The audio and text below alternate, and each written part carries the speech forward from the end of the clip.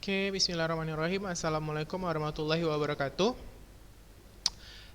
Kembali lagi kita berjumpa di pelajaran Bahasa Indonesia bersama saya Ustadz Ari. Nah, hari ini kita akan melanjutkan materi kita tentang esai. Jadi, nah seperti biasa nih, kalau misalnya materi baru, kita akan berangkat dari definisi dulu ya.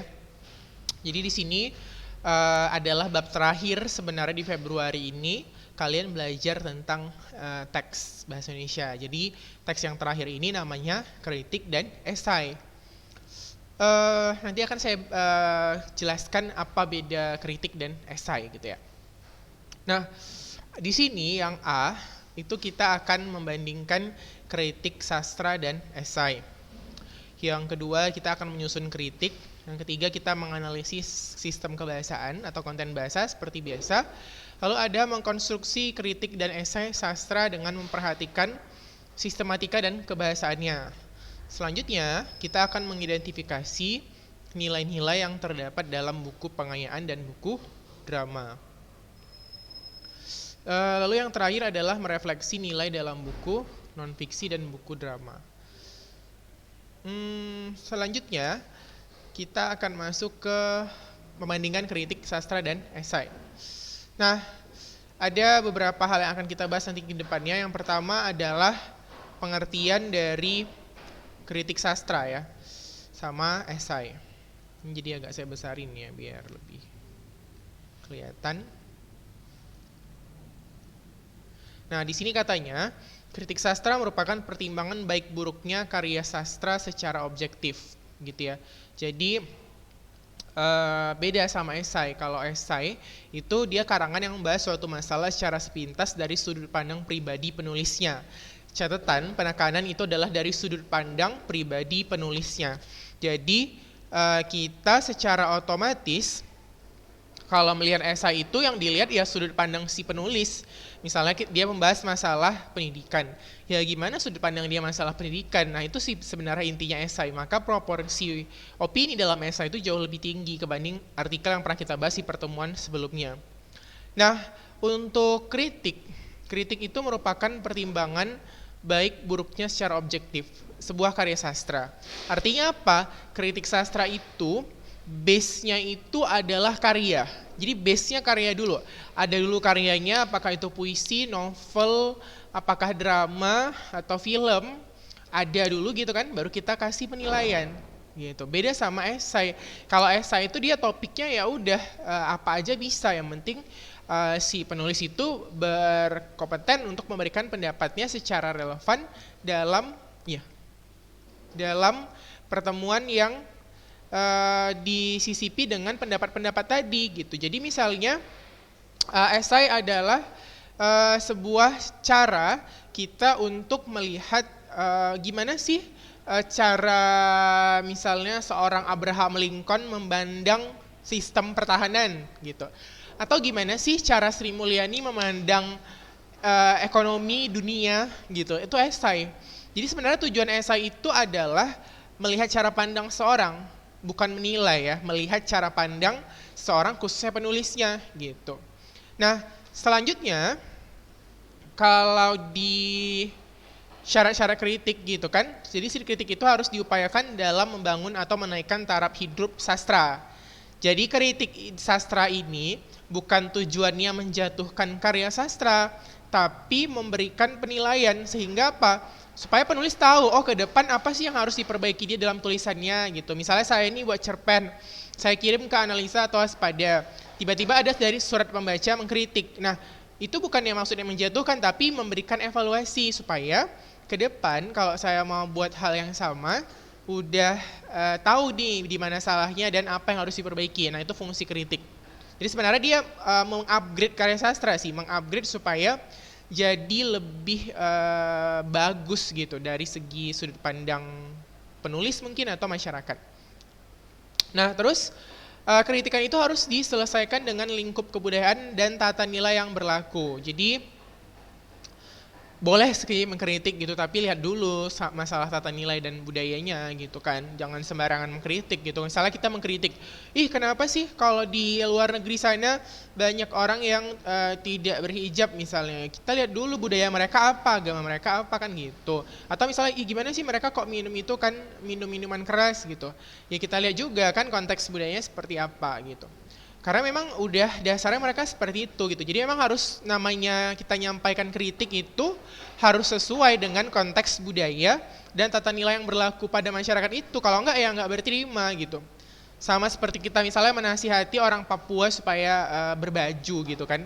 Ya mungkin mereka agak aneh gitu mendengarnya karena memang budaya mereka mungkin masih ada ya sebagian yang pakai koteka atau memang acara budaya mereka itu melibatkan seperti itu. Atau misalnya kalau orang Batak nih contoh, kalau dia ada yang meninggal itu diacarakan seperti di pesta gitu atau dimeriahkan.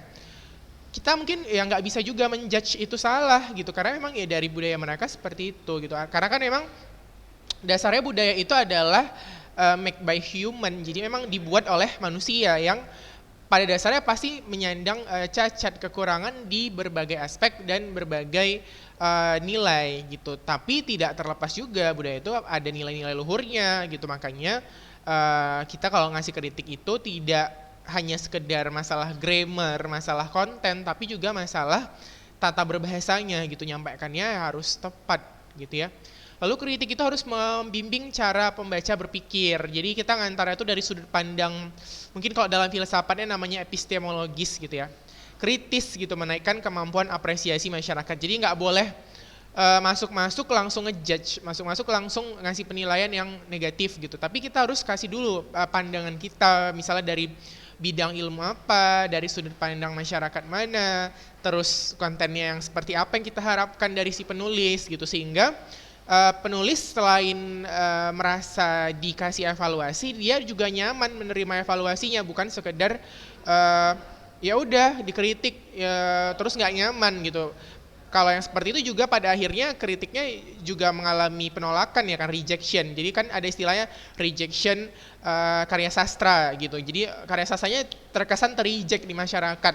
Karena memang cara masyarakat menyampaikan dan mengapresiasinya itu kadang-kadang tidak tepat gitu. Bukan masalah di sastranya juga gitu kan. Nah seperti itu. Jadi memang ketika kita menyampaikan sebuah kritik sastra, banyak hal yang harus kita tinjau. Ya, masalah objektivitas, masalah budaya, masalah cara berpikir, masalah konten, masalah zaman juga gitu. Karena bergeser zaman, nilai-nilai sastra itu juga kadang berubah. Karena tidak dipungkiri, sastra itu kan sebenarnya adalah realitas kehidupan gitu. Jadi kalau misalnya kita tidak belajar untuk melihat realitas pada masa itu, jadi ya pasti dia akan terlepas dari nilai-nilai budaya gitu. Misalnya contoh nih, Angkatan Sastra 1920-an atau Balai Pustaka yang masih mengusung tema menikah paksa. Dulu kan ada novel itu namanya Siti Nurbaya. Mungkin kalau kita rasionalkan ke zaman sekarang gitu kan, mana ada sih orang gara-gara bayar utang disuruh nikah gitu kan. Ya mungkin zaman sekarang gitu, rejectionnya zaman sekarang, tapi pada masa itu memang ada realitas seperti itu di masyarakat gitu. Jadi memang ketika kita melakukan sebuah kritik, kita nggak bisa melepaskan dia dari unsur ekstrinsiknya. Dia dibuat pada masa kapan, budaya apa yang mempengaruhi dia, terus gimana sih rekam jejak sastra itu pada masa itu gitu. Itu yang harus jadi pertimbangan gitu, sehingga penilaian yang kita berikan itu tepat, presisi, dan relevansinya itu jelas. Tidak sekedar, oh aku nggak suka nih sastra ini, nggak cocok nih, nggak logis gitu. Dari sudut pandang mana gitu kan, kembali lagi. Nah terus beberapa ciri, tadi kan kita udah bahas kritik ya, sekarang kita beralih ke esai. Esai itu yang tadi saya bilang proporsi opininya itu sekitar 60%-an. Ada beberapa jenis dan ciri esai gitu ya, seperti misalnya dia berbentuk prosa. Jadi kalau misalnya lihat ada karya yang bentuknya dialog, bait per bait, udah pasti itu bukan esai. Jadi esai itu selalu bentuknya prosa, prosa itu yang bentuknya karangan. Lalu dia bersifat singkat. Ya singkat-singkat esai memang 3-4 halaman juga sih gitu kan. Terus memiliki gaya pembeda. Ya pasti iya, karena memang esai itu kan menyampaikan gaya pribadi si penulis. Bagaimana cara dia memandang sesuatu. dari sudut pandang tertentu dan tidak selalu utuh. Maksudnya gini, ketika kita membahas sebuah aspek keilmuan, tidak selalu dalam esai itu diharuskan utuh gitu. Artinya kalau bahas tentang humanisme atau kesehatan ya nggak harus semua juga kita bahas gitu kan, kapan selesainya gitu. Jadi memang sifat esai itu parsial. Jadi misalnya kalau kita bahas kesehatan misalnya hanya masalah vaksin atau masalah imunisasi atau masalah mungkin penggunaan alat radioaktif atau masalah cloning saja gitu. Hanya satu aspek gitu karena memang kajian yang sifatnya pendapat dan merujuk pada tema tertentu itu tuh sifatnya luas. Tidak mungkin kita bisa membahasnya semua secara komprehensif gitu kan. Karena namanya esai itu kan dia punya keterbatasan, punya halaman batasan gitu. Jadi misalnya ya maksimalnya esai itu 4 halaman A4. Jadi tidak mungkinlah dalam 4 halaman A4 itu kita berhasil membahas semua permasalahan yang ada di satu aspek kehidupan gitu. Sedangkan buku tebal 500 halaman aja kadang tidak mencakup semua, apalagi yang hanya sekedar 4 halaman. Makanya mau tidak mau memang sifat parsial itu melekat pada si esai. Jadi esai itu tidak pernah sejatinya komprehensif, dia pasti parsial, bahasanya itu part by part gitu. Jadi episode ini mungkin kita bahas ini, episode berikutnya bahas ini lagi, berikutnya bahas ini lagi gitu. Jadi memang dia bertukar, tapi tetap sifatnya itu kontemplatif gitu, dia lebih mendalam dalam setiap aspek yang dibahas. Jadi nggak sekedar kulit-kulit luarnya, tapi dia full, total membahas satu aspek itu sampai ke akar-akarnya gitu. Maka kita harus lihat gimana sih keutuhan penulis dalam membahas itu. Terus pastinya sebuah esai itu memiliki nada pribadi dan sifat personalitas si penulis gitu ya. Jadi kan penulis itu punya genre, punya taste-nya, punya passion-nya, punya cara pandangnya sendiri. Makanya esai itu pasti kaya dengan sifat-sifat personalitas si penulisnya gitu. Jadi nggak sekedar ya pembahasan dari segi fakta aja gitu. Mungkin dia bisa bahas dari sudut pandang pengalaman dia, mungkin dari segi sudut pandang evaluasi dia, atau masalah dari sudut pandang masyarakat yang pernah ia lihat gitu. Jadi banyak hal. Oke, yang mencapai ciri-ciri esai gitu. Jadi kembali lagi ya, bedakan. Kalau artikel tadi base-nya itu fakta, esai itu opini, kalau kritik itu base-nya itu adalah karya. Ada dulu sih karyanya gitu kan. Terus perbedaan kritik dan esai. Jadi beda sih sebenarnya jauh ya. Seperti yang sudah saya sampaikan tadi di atas, bahwasanya berdasarkan pengetahuan dan isi yang dikaji dan pandangan penulisnya gitu. Oke. Ini kamu bisa lihat di tabel ini ya. Kalau kita lihat dari segi pengetahuan atau konten isi gitu ya, yang namanya kritik itu selalu objek kajiannya berupa karya. Ya iyalah, kalau enggak kita mau kritik apa kalau nggak ada karyanya gitu kan. Terus esai itu objek kajiannya berupa karya dan fenomena gitu. Jadi nggak sekedar karya tapi juga fenomena yang sifatnya mungkin nggak ada bentuk realnya gitu. Misalnya mengkaji masalah fenomena degradasi moral di kalangan remaja. Bentuk realnya itu kan kita nggak bisa kasih contoh. Nah, nih kalau terlambat berarti dia degradasi moral, atau nih dia sekali pakai narkoba berarti ini contoh degradasi moral. Ya mungkin bisa, tapi itu tidak menjadi satu kesatuan fenomena gitu kan. Jadi memang objek kajiannya itu luas kalau esai. Misalnya masalah humanisme ya, berdermawan atau menjadi relawan itu juga sebuah kajian fenomena dalam humanisme gitu ya. Jadi nggak hanya masalah bentuk-bentuk yang real, tapi yang abstrak juga bisa dikajian. Misalnya masalah relawan, masalah sumbangsih, masalah contribute our people to our country misalnya gitu kan. Jadi memang luas gitu. Beda sama kritik yang memang fokusnya secara komprehensif di satu karya aja gitu kan. Misalnya kamu membahas tentang novel Dylan, maka memang pembahasannya harus komprehensif sampai akhir. Bakal marah dan tidak setujulah si PD Baik ketika kamu menilai karya dia cuma 2-3 lembar. Coba misalnya gini, kamu buat novel nih, terus saya baca 2-3 lembar, saya bilang nggak bagus sih novel, nggak representatif, nggak nggak jelas isinya gitu. Padahal saya baru baca 3 halaman dan saya nggak menyantumkan bukti. Marah nggak? Pasti kita marah ya, karena kamu aja nggak baca keseluruhan, gimana sih kok bisa kasih penilaian gitu kan. Makanya di kritik itu kita dituntut untuk memiliki modal yang sifatnya udah baca dulu gitu semua. Jadi jangan setengah-setengah gitu. Jadi kalau nilai orang atau memandang orang setengah-setengah ya pasti hasilnya salah paham gitu. Gitu juga ketika kita menilai sebuah kritik. Beda sama yang saya tadi ya. Nah lalu terdapat deskripsi karya. Sudah pasti dan sangat jelas sekali namanya kita mengkritik sebuah karya, sedikit banyak kita pasti mendeskripsikan lah apa isinya gitu ya. Misalnya kita nonton film Batman, atau misalnya kita pernah baca novel Laskar Pelangi, pasti sedikit banyaknya kita sambil menilai itu sambil mendeskripsikan gitu. Misalnya merefleksi dia dengan keadaan yang memang sudah terjadi. Terus kalau esai malah dia tidak ada deskripsi. Kenapa? Karena yang dibahasnya fenomena. Jadi fenomena misalnya seperti yang saya katakan tadi, fenomena kontribusi komunitas yang minoritas, seperti ada kaum yang tunanetra, itu kan dia tidak bisa kita deskripsikan ringkasannya bagaimana rekam jejak mereka dalam proses menjadi tunanetra, tapi yang bisa kita bahas adalah bagaimana mereka berkontribusi sama seperti orang normal gitu kan. Nah itu yang bisa kita ini kan, yang bisa kita nilai dalam esai gitu. Terus data yang disajikan itu bersifat objektif. Objektif itu artinya ada data yang memang bisa kita jadikan rujukan gitu.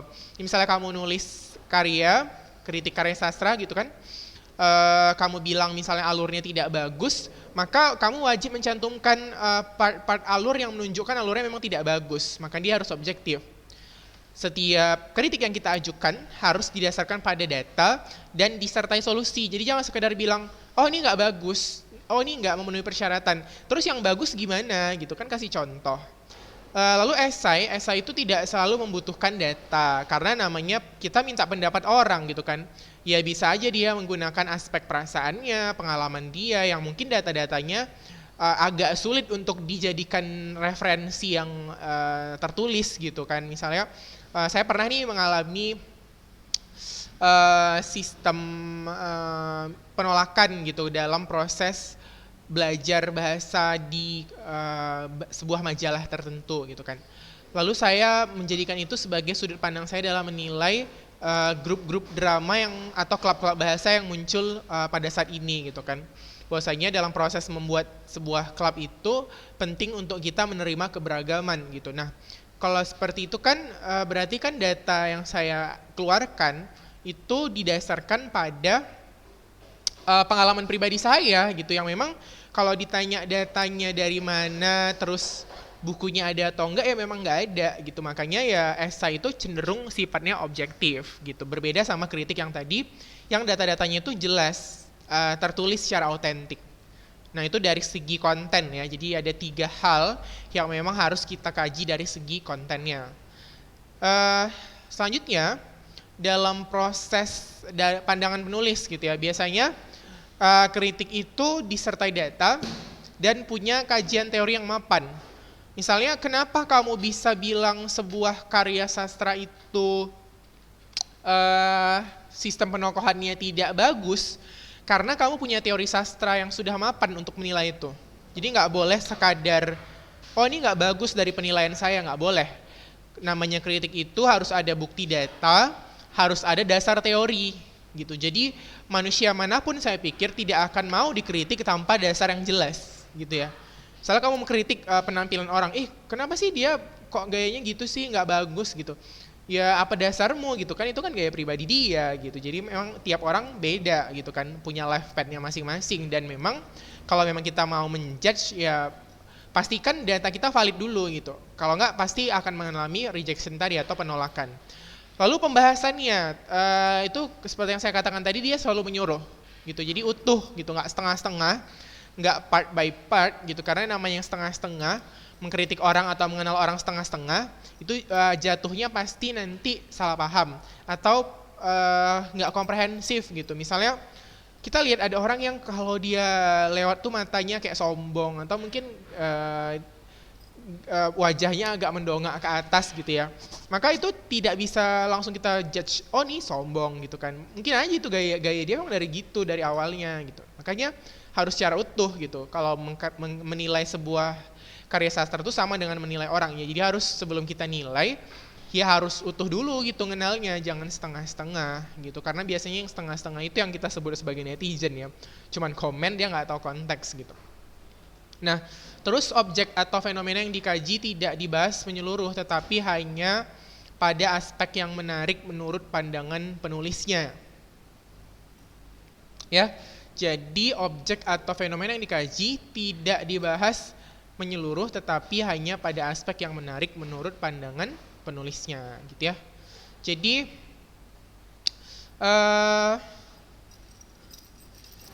kita bisa lihat bahwasanya objek-objek atau fenomena yang dikaji itu tidak selalu membahas hal-hal yang sifatnya ada secara real, gitu ya. Tapi kadang-kadang juga membahas hal-hal sifatnya seperti yang saya katakan tadi abstrak. Jadi dia tidak bisa membahas sesuatu itu secara menyeluruh. Misalnya mengkaji tentang budaya nyepi di Bali gitu kan. Atau sistem karma, kan ada karma atau kepercayaan mereka gitu yang kalau kita buat sesuatu dibalaskan di situ gitu. Gitu itu objek kajiannya itu terlalu luas gitu. Jadi kalau misalnya kita mau bahas esai boleh, tapi mungkin tidak akan mencakup semuanya gitu. Kenapa sih kalau nyepi mereka harus matikan lampu, matikan suara jalan, matikan semuanya? Kenapa sih mereka percaya sekali kalau buat jahat itu pasti langsung dibalas pada saat itu juga gitu. Nah itu kan dia pasti kita harus mengusut kembali integralnya dari mana gitu. Jadi memang namanya esai itu selalu memuat data-data yang pada dasarnya tidak bisa kita kaji secara keseluruhan. Dan itu yang menjadikan dia beda sama kritik atau artikel gitu ya. Oke. Selanjutnya ada tahapan-tahapan dalam melakukan kritik sastra ya. Langkahnya itu adalah menyusun paragraf esai gitu kan. Terus tahap-tahap deskripsi, penafsiran, analisis dan evaluasi. Nah, ini jadi penting sekali ya dalam melihat sebuah tahapan itu bagaimana masalah deskripsinya gitu kan. Terus penafsirannya, analisisnya sampai evaluasinya gitu. Oke, ini udah sampai menyusun ya. Nah ini misalnya nih, kamu kan kalau lihat, ini gambar apa nih, gambar sidilan gitu ya. Nah jadi kalau misalnya kita mau mengkritik sesuatu, ya kita harus lihat dulu gitu kan. Oh ini ceritanya tentang si Dylan. Dylan ini siapa sih gitu. Bercerita tentang apa gitu kan. Apa yang mau kita kasih kritik di novelnya misalnya tentang anak remaja yang mungkin lebih cenderung banyak ugal-ugalan dari segi sudut pandang negatifnya mungkin gitu kan. Nah itu yang harus kita kritik, mana data-datanya yang mungkin secara amanat tidak menyampaikan prototip anak SMA yang seharusnya gitu, tapi mungkin memberikan pelajaran sama kita bahwasanya kalau mau sukses, kalau mau jadi, kita jangan terlibat geng-geng motor gitu mungkin. Nah seperti itu gitu, jadi memang yang namanya kritik itu harus ada base karyanya juga gitu dari awal. Ini ya tadi dalam proses melakukan kritik ya di sini saya buat.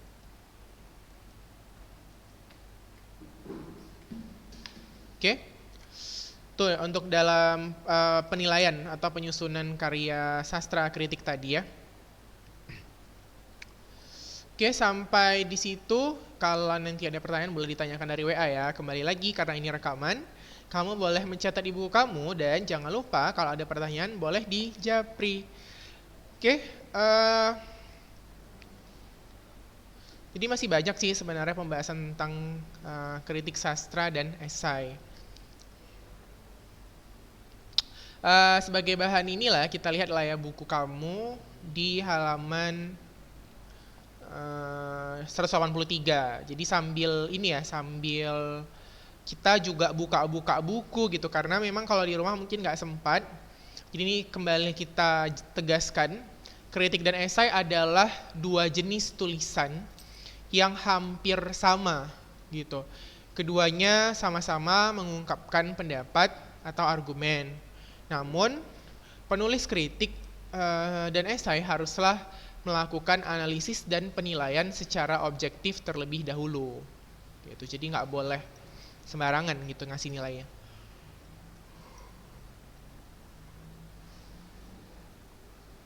Oke, selain artikel, resensi, dan ulasan, dalam kolom bebas atau kolom yang bisa diisi oleh penulis lepas bukan redaksi, juga ada sih kritik esai gitu. Jadi kamu kalau memang kepingin buat kritik dan esai versimu, kamu boleh coba-coba nih di rumah. Kirim ke Waspada dan Analisa, biasa di internet ada tuh cara-cara pengirimannya ya. Kalau masuk tuh biasanya satu kritik dan esai tuh bernilai 250.000. Jadi nggak ada salahnya di rumah sambil belajar coba-coba nih buat karya yang memang bisa bernilai gitu. Jadi mana tahu tuh jadi satu jenjang yang memberikan kamu ranah untuk berekspresi, ranah untuk tetap mengembangkan karir dari tulisan.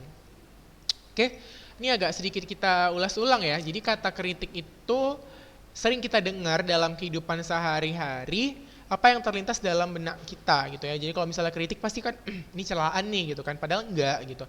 Enggak selalu kritik itu adalah celaan tanpa dasar. Jadi karya yang dikritik biasanya berupa karya seni, sastra, musik, lukisan, buku maupun film. Berbeda dengan kritik yang fokusnya menilai karya, esai mengarah pada cara pandang seseorang terhadap suatu objek atau peristiwa yang tidak selalu terhadap karya gitu kan. Jadi pemahaman tentang kritik dan esai itu seringkali rancu gitu kan. Karena keduanya merupakan teks yang harus didasarkan pada suatu objek untuk dinilai gitu. Jadi tapi objeknya itu beda. Kalau si kritik tadi dia memang bentuknya harus real gitu kan, ada seperti novel, film jelas satu film apa. Tapi kalau esai itu dia satu tema tertentu, satu fenomena tertentu yang memang penyampaiannya memang tidak dipungkiri itu parsial gitu, tidak komprehensif lah, tidak menyeluruh gitu ya. Terus di sini ada beberapa hal yang harus kita lakukan. Pertama, membandingkan kritik dengan esai, menyusun kritik dengan esai, menganalisis sistematika dan kebahasaan kritik esai, mengkonstruksi kritik dan esai gitu kan. Nah,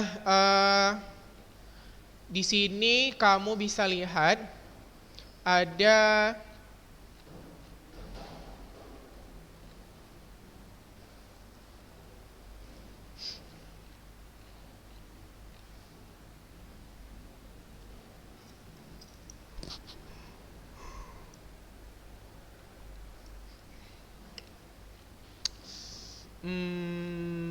kritik ya di halaman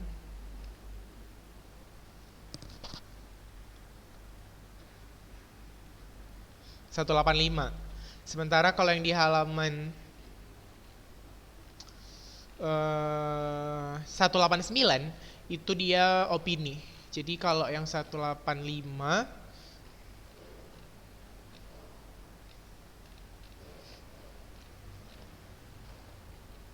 itu dia kritik ya. Boleh kita agak sedikit kasih contoh ya, kita baca sama-sama. Capaian ekspresi novel Lelaki Harimau Maman Mahayana.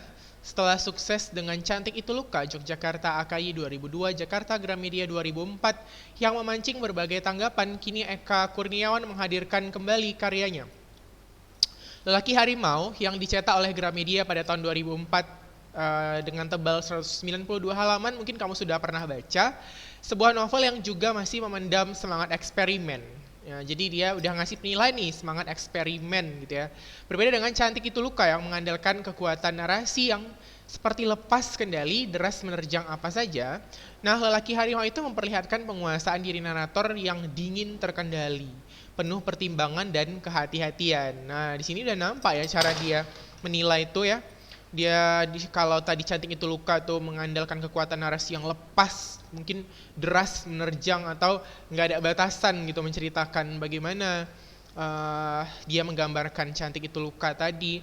Tapi kalau di Lelaki Harimau di sini dia jadi lebih dingin, mungkin jadi lebih kaku gitu, tapi penuh pertimbangan dan kehati-hatian. Jadi gitu. Jadi ciri khas tersendiri gitu kan. Terus pemanfaatan atau lebih tepat eksplorasi. Setiap kata dan kalimat tampak begitu cermat dalam usaha merangkai setiap peristiwa. Eka seperti hendak menunjukkan dirinya sebagai eksperimental yang sukses bukan lantaran faktor kebetulan. Jadi dia mau menunjukkan nih bahwasanya setiap novelnya tuh punya apa ya? Punya taste masing-masing dengan tema yang juga berbeda-beda gitu. Jadi dia bukan sekadar eksperimen-eksperimen aja tuh buat novel, tapi memang betul-betul sudah dikaji secara komprehensif gitu ya.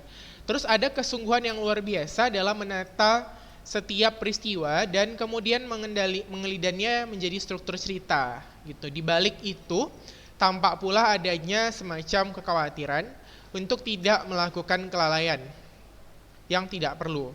Disinilah Laki Harimau menunjukkan jati dirinya sebagai sebuah novel yang tidak sekadar mengandalkan kemampuan bercerita, tapi juga semangat eksploratif yang mungkin dilakukan dengan memanfaatkan berbagai sarana komunikasi, kesastraan, dan segenap unsur intrinsik novel yang bersangkutan. Nah, jadi dalam 2 paragraf aja kamu udah bisa nilai kan, bahwasanya kalau yang namanya kritik itu pasti dia isinya penilaian-penilaian dan ada datanya, gitu ya. Oke, karena waktunya sudah habis untuk pertemuan yang ini, maka saya sudahi aja. Jangan lupa di rumah coba dibaca tentang teks Lelaki Harimau serta esai tadi tentang Batman. Mungkin bahasanya agak berat, namanya kamu sudah kelas 12, tapi nggak ada salahnya tuh sering-sering dibaca supaya menambah kemampuan literasi untuk TPS nanti, gitu ya. Oke, kalau ada pertanyaan silahkan kembali lagi, silahkan japri WA.